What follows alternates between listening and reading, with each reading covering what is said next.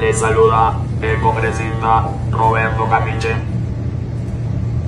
He visto en las redes sociales que a veces pues me tildan de media voz, robotín y otros adjetivos calificativos que la verdad incomodan mucho, no me hacen daño porque la verdad yo he nacido en el Callao y estoy acostumbrado a cierto tipo de adjetivos calificativos, pero redundaria, incómoda, mortifica.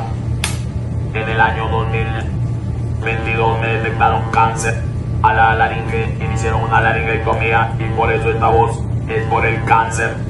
Así que yo le rogaría que los adjetivos calificativos como robotín, media voz y otros que no tengan nada que ver con mi desempeño profesional y laboral se abstengan, y menos que me estén llamando hijo de p***, porque mi madre, que en paz descanse, nunca trabajó como servidora social y así hubiera sido ese el tema.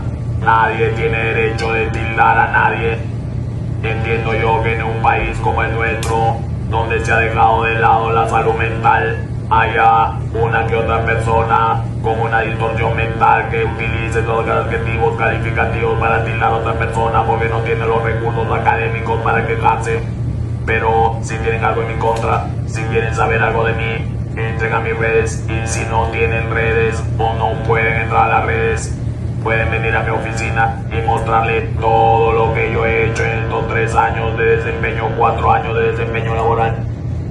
Muchas gracias por su atención y por favor, respeto, guardan respeto. Gracias.